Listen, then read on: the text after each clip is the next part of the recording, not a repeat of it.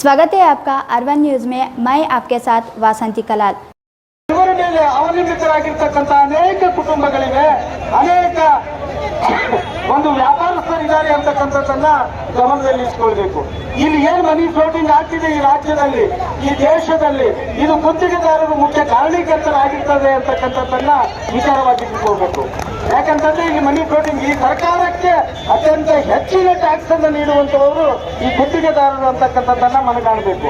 ನಾವು ನಮಗೆ ಒಂದು ವೇಳೆ ನಾವು ಪೇಮೆಂಟ್ ಇಲ್ಲದೆ ಹೋದಂತ ಸಂದರ್ಭದಲ್ಲಿ ಆಗಿರ್ತಕ್ಕಂಥ ಅನಾಹುತಗಳನ್ನ ಅನೇಕರು ಮಹಾತ್ಮ ಗಾಂಧಿ ಸರ್ಕಲ್ನಲ್ಲಿ ಅನೇಕ ಗುತ್ತಿಗೆದಾರರು ಹಣವನ್ನ ತೋಡಿಕೊಂಡಿದ್ದಾರೆ ಅಂತಕ್ಕಂಥದ್ದನ್ನ ನಾವು ಇಲ್ಲಿ ಗಮನದಲ್ಲಿ ಇರಿಸಿಕೊಳ್ಳಬೇಕಾಗ್ತದೆ. ಒಂದು ನಾವು ಹಸಿವಿಗಾಗಿ ಹೋರಾಟವನ್ನ ಮಾಡ್ತಿದ್ದೇವೆ ಅಂತಕ್ಕಂಥ ವಿಚಾರ. ನಮಗೆ ಹಿಂದೆ ಬಂದಿರ್ತಕ್ಕಂಥವ್ರು ಬೀದಿಗೆ ಬಂದಿದ್ದಾರೆ ಅಂತಂದ್ರೆ ನಾವು ಕೂಡ ಬೀದಿಗೆ ಬಂದಿದ್ದೇವೆ ಅಂತಕ್ಕಂಥ ವಿಚಾರ ಇಲ್ಲಿ ಗಹನವಾಗಿದೆ ಅಂತಕ್ಕಂಥ ವಿಚಾರವನ್ನು ಇಲ್ಲಿ ಹೇಳಿಕೆ ಇಚ್ಛೆ ಪಡ್ತಾ ಇದ್ದೀನಿ. ಇವತ್ತು ನಮಗೆ ಆಗಿರ್ತಕ್ಕಂಥ ಸಂದರ್ಭ ಅನೇಕ ಅನ್ಯಾಯಗಳು ಸಾಕಷ್ಟು ಇದ್ದರೂ ಕೂಡ ಅವುಗಳನ್ನೆಲ್ಲ ಆಮೇಲೆ ವಿಚಾರ ಮಾಡಿಕೊಳ್ಳೋಣ. ಈಗಿರ್ತಕ್ಕಂಥ ಹೋರಾಟದ ಗುರಿ ಒಂದೇ, ನಮಗೆ ಪೇಮೆಂಟ್ ಬೇಕು ಅಂತಕ್ಕಂಥದ್ದು, ನಮಗೆ ಪೇಮೆಂಟ್ ಬೇಕೇ ಬೇಕು ಅಂತಕ್ಕಂಥದ್ದು. ಇದಕ್ಕೆ ನಾನು ಜಿಲ್ಲೆಯ ಎಲ್ಲ ರಾಜಕಾರಣಿಗಳಿಗೆ, ಎಲ್ಲ ಶಾಸಕರುಗಳಿಗೆ ಪಕ್ಷಾತೀತವಾಗಿ ವಿನಂತಿಯನ್ನ ಮಾಡ್ಕೊಳ್ತಾ ಇದ್ದೀವಿ. ನಾವು ಆ ಶಾಸಕರು ಈ ಶಾಸಕರು ನಾವು ಕೇಳ್ಕೊಳ್ತಾ ಇದ್ದೀವಿ. ಬಂಧುಗಳೇ, ಮತ್ತೊಮ್ಮೆ ನಾನು ಈ ಸರ್ಕಾರಕ್ಕೆ ಒತ್ತಾಯವನ್ನ ಮಾಡ್ತಾ ಇದ್ದೀನಿ. ನಮಗೆ ಬರ್ತಕ್ಕಂಥ ಪೇಮೆಂಟ್ ಅನ್ನ ನೀಡಿ. ಈ ರಾಜ್ಯದಲ್ಲಿ ಆಗ್ತಿರ್ತಕ್ಕಂಥ ಹಣದ ಫ್ಲೋಟಿಂಗ್ ಏನಿದೆ, ಹಣದ ಹೊಳೆ ಏನಿದೆ, ಇದು ಸುಗಮವಾಗಿ ಸಾಗಬೇಕಾದ್ರೆ ಈ ಗುತ್ತಿಗೆದಾರರ ಸುಮಾರು 30-35 ಸಾವಿರ ಕೋಟಿ ರೂಪಾಯಿಗಳ ಬಿಲ್ ಅನ್ನ ಕೂಡಲೇ ಬಿಡುಗಡೆ ಮಾಡಬೇಕು. ಯಾಕಂತಂದ್ರೆ ಸರ್ವ ಜನಾಂಗದ ಶಾಂತಿಯ ತೋಟ ಅಂತೇಳಿ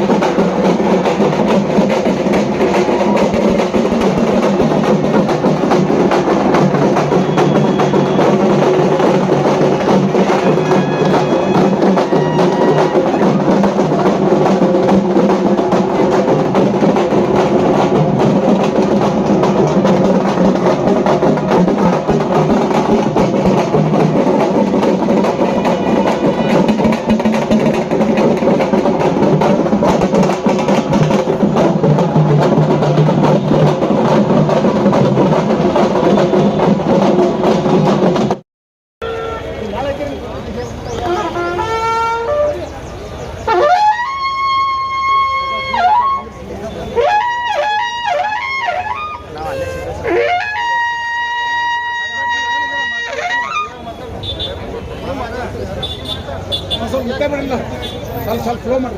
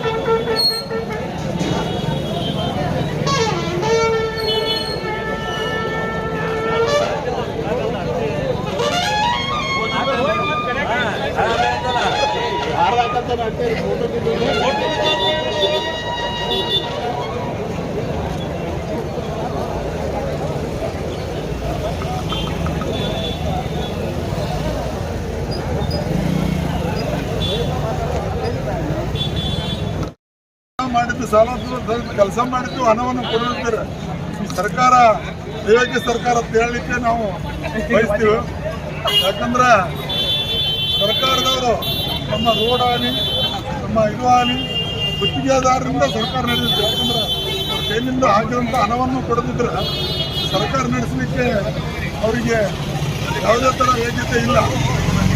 ಮತ್ತು ಅಭಿವೃದ್ಧಿ ಕಾಮಗಾರಿಗಳು ಒಂದೇ ಅಲ್ಲ, ಎಲ್ಲ ಪ್ರತಿಯೊಂದು ಅಭಿವೃದ್ಧಿ ಕಾಮಗಾರಿಗಳನ್ನು ಸರ್ಕಾರದವರು ನಮ್ಮ ರೈತರ ಹಣವನ್ನಾಗಲಿ ಮತ್ತು ಮುಳುಗಡೆ ಆದ ಸಂತ್ರಸ್ತ ಹಣವನ್ನಾಗಲಿ 4ರಿಂದ 5 ಸಾವಿರ ಕೋಟಿ ಹಣ ಇದೆ, ಅದನ್ನು ಬಿಡುಗಡೆ ಮಾಡಿಲ್ಲ.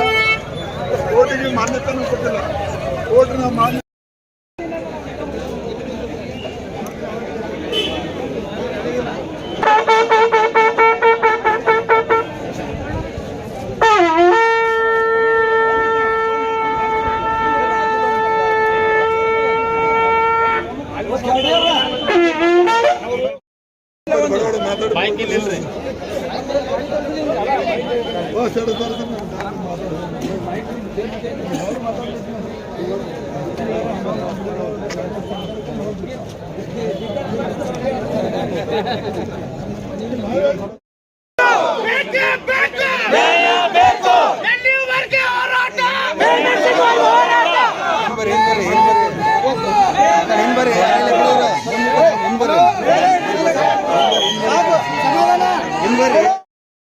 ಕೂಡ ನಮ್ಮ ಮನವಿ ಪತ್ರ ಸ್ವೀಕಾರ ಮಾಡಕ್ಕೆ ಜಿಲ್ಲಾಧಿಕಾರಿ ಬಂದರೆ ಅವರಿಗೂ ಧನ್ಯವಾದಗಳು. ಹಾಗೆ ನಮ್ಮ ಗುತ್ತಿಗೆದಾರರ ಸಮಸ್ಯೆಯನ್ನು ಮನವಿ ಓದಿ ಕೇಳಿ ಎಲ್ಲರೂ. ಮಾನ್ಯ ಗಣೇಶ ರಾಜ್ಯಪಾಲರು, ಕರ್ನಾಟಕ ಸರ್ಕಾರ, ಬೆಂಗಳೂರು, ಮಾನ್ಯ ಜಿಲ್ಲಾಧಿಕಾರಿಗಳ ಮೂಲಕ ವಿವಿಧ ಸರ್ಕಾರಿ ಇಲಾಖೆಗಳಲ್ಲಿ ಕೆಲಸ ನಿರ್ವಹಿಸಿದ ಗುತ್ತಿಗೆದಾರರು ಬಾಕಿ ಹಣ ಪಾವತಿಸಲು ವಿಳಂಬ ಮಾನ್ಯರೇ, ಕಳೆದ 2-3 ವರ್ಷಗಳಿಂದ ಗುತ್ತಿಗೆದಾರರು ವಿವಿಧ ಇಲಾಖೆಗಳಲ್ಲಿ ಲೋಕೋಪಯೋಗಿ ನೀರಾವರಿ ಇಲಾಖೆ, ಜಿಲ್ಲಾ ಪಂಚಾಯತ್ ನೀರಾವರಿ, ಮಹಾನಗರ ಪಾಲಿಕೆ, ನಗರಸಭೆ, ಪಟ್ಟಣ ಪಂಚಾಯಿತಿ ಸಹಿತವಾಗಿ ಹೀಗೆ ವಿವಿಧ ರೀತಿಯ ಕಾಮಗಾರಿಗಳನ್ನು ಈಗಾಗಲೇ ಪೂರ್ಣಗೊಳಿಸುತ್ತಾರೆ. ಕಾಮಗಾರಿ ಹಣ ಪಾವತಿಸಿ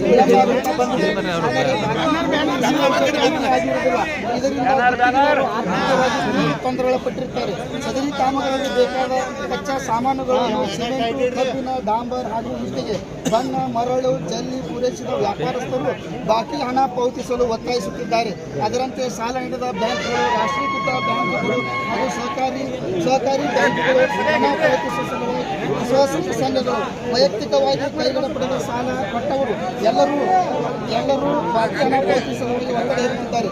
ಈ ರೀತಿಯಾಗಿ ಒತ್ತಡದಿಂದ ರಾಜ್ಯದಲ್ಲಿ ಗುತ್ತಿಗೆದಾರರು ಆತ್ಮಹತ್ಯೆ ನಿರ್ಧಾರಗಳನ್ನು ಕೈಗೊಂಡಿದ್ದಾರೆ. ಈ ತರದ ಉದಾಹರಣೆಗಳು ನಮ್ಮ ಜಿಲ್ಲೆಯಲ್ಲೂ ಸಹ ಗುತ್ತಿಗೆದಾರರು ಆತ್ಮಹತ್ಯೆ ನಿರ್ಧಾರಗಳನ್ನು ಕೈಗೊಳ್ಳಬಹುದು. ಬಾಕಿ ಹಣ ಬಿಡುಗಡೆ ಕುರಿತು ಹಲವಾರು ಬಾರಿ ವಿಧಾನಸಭೆ ಕಲಾಪಗಳಲ್ಲೂ ಕೂಡ ಪ್ರಸ್ತಾಪವಾಗಿರುತ್ತದೆ. ಅಲ್ಲದೆ ಗುತ್ತಿಗೆದಾರ ಸಂಘಗಳ ಮೂಲಕ ರಾಜ್ಯದಲ್ಲಿ ಹಾಗೂ ಜಿಲ್ಲೆಯಲ್ಲೂ ಕೂಡ ಈಗಾಗಲೇ ಮನವಿ ಸಲ್ಲಿಸಲಾಗಿರುತ್ತದೆ. ಆದರೆ ಯಾವುದೇ ಕ್ರಮ ಜರುಗಿರುವುದಿಲ್ಲ. 2000 ಕಷ್ಟ ಯಾರ ಮುಂದೆ ಹೇಳೋದು, ಸತ್ರ ನಮ್ಮ ಕಷ್ಟ ಜನಕ್ಕೆ ಗೊತ್ತಾಗಲ್ಲ. ಅದಕ್ಕೆ ನಾವು ಇವತ್ತು ನಮಗೆ ಅಟ್ಲೀಸ್ಟ್ ಸರ್ಕಾರ ನಮಗೆ ಹೆಂಗೆ ಬೇಕು ಹಂಗೆ ಹೆಂಗೆ ಭಾಗ್ಯರ ಒಂದು ಕರುಣಿಸಲಿ, ಇಲ್ಲಾಂದ್ರೆ ನಮ್ಮ ಪೇಮೆಂಟ್ ಮಾಡಲಿ ಅಂತೇಳಿ ಮುಖಾಂತರ ನಮ್ಮ ಒಂದು 15ರಿಂದ 20 ಜನ ಗುತ್ತಿಗೆದಾರರ ದಯಾಮರಣವನ್ನು ಮನವಿ ಕೊಟ್ಟು ಮನವಿ ಮಾತ್ರ ಕೊಡ್ರಿ. ಇಲ್ಲ ಸರ್, ಅದೆಲ್ಲ ನಾನು ತಗೊಳ್ಳೋಕೆ ಬರುವುದಿಲ್ಲ ಸರ್ ಬರ್ರಿ ನಮ್ಗೆ ಅದು ಮಾತ್ರ ಕೊಡೋದ್ರಿ. ಮನವಿ ಮಾತ್ರ ದಯವಿಟ್ಟು ಕೊಡಿ. ದಯಾಮರಣ ಇಲ್ಲ ಸರ್, ಅದಾವ ದಯಾಮರಣ ಅದಾವ ನಮ್ಗೆ ಮನವಿ ಮಾತ್ರ ಕೊಡೋದಿಲ್ಲ. ಕೊಡಿ, ದಯವಿಟ್ಟು ಕೊಡಿ.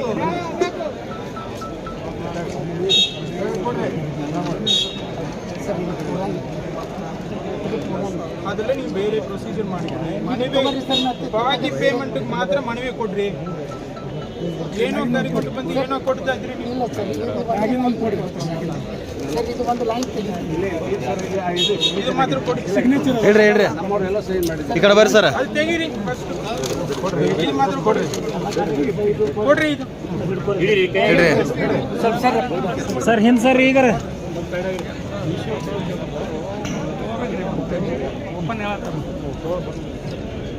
Okay sir.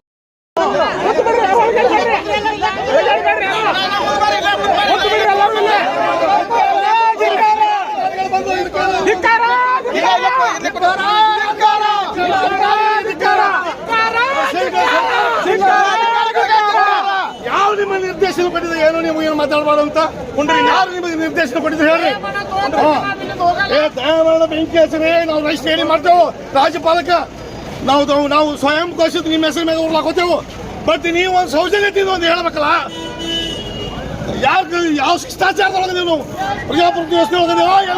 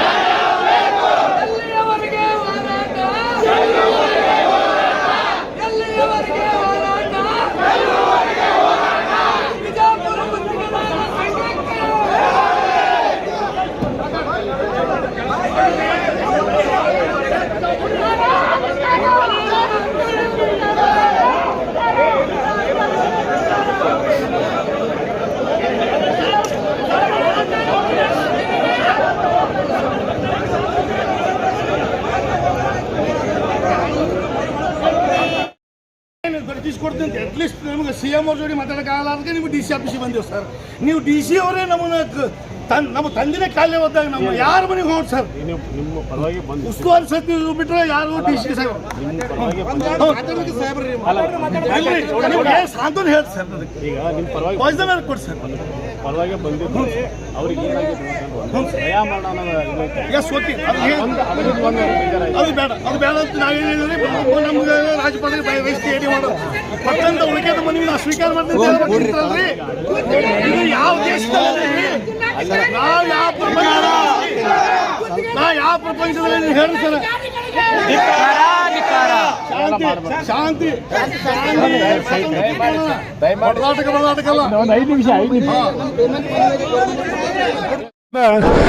ಕಾಮಗಾರಿ ಮಾಡಿದಂಥ ಬಾಕಿ ಬಿಲ್ಲನ್ನು ಸರ್ಕಾರ ನಮ್ಗೆ ಕೊಡ್ತಾ ಇಲ್ಲ. ಮೊನ್ನೆ ತಾನೇ ನಮ್ಮ ರಾಜ್ಯ ಗುತ್ತಿಗೆದಾರ ಸಂಘವು ಎಲ್ಲ ಇಲಾಖೆಗೆ ಪತ್ರ ಬರೆದು ಒಂದು ಗಡುವು ಕೊಟ್ಟಿದ್ದರು. ಅದಕ್ಕೆ ಕೆಲವೊಂದು ಗುತ್ತಿಗೆದಾರಿಗೆ ಕರೆದು ಪೇಮೆಂಟ್ ಕೊಡ್ತೀನಿ ಅಂತ ಭರವಸೆ ಕೊಟ್ಟಿದ್ರು. ಆದರೂ ಭರವಸೆ ಈಡೇರಿಲ್ಲ.